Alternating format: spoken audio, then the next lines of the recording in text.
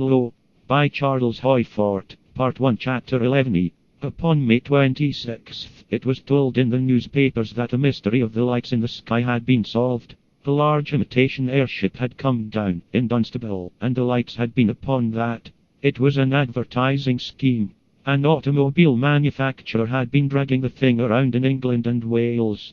There had been reports from Ireland, but Ireland was omitted in this explanation. We are told that this object, roped to an automobile, had been dragged along the roads, amusingly exciting persons who were not very far advanced mentally. With whatever degree of advancement mine may be, I suppose that such a thing could be dragged slowly, and for a short time, perhaps only a few minutes, because it was of hot air inflation, along the road, and conceivably through a city or two, with a policeman, who reported lights in the sky, not seeing a rope going up from an automobile.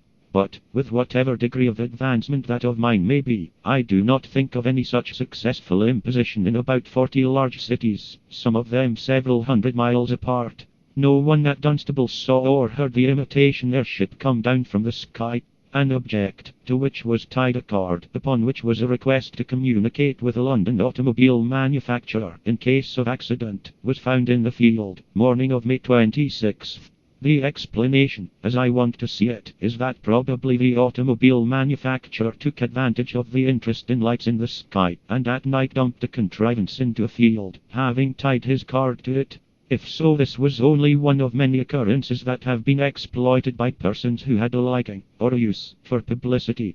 Probably Mr. Cannell and his dead owl can be so explained, and, though I should very much like to accept Mr. Lethbridge's story, I fear me that we shall have to consider him one of these exploiters. Also, there was the case of the press agent, who, taking advantage of stories of a prowling animal, tied tin wings and green whiskers to a kangaroo. The range of the reported observations was from Ipswich, on the east coast of England, to Belfast, Ireland, a distance of 350 miles, and, in Great Britain, from Hull to Swansea, a distance of 200 miles. Perhaps a gas bag could be dragged around a little, but the imitation airship that was found at Dunstable was a flimsy contrivance, consisting of 2 hot air balloons, and a frame about 20 feet long, connecting them. The lights in the sky were frequently reported, upon the same night, from places far apart. Upon the night of May 9th, reports came from Northampton, Wisbech, Stamford, and Southend.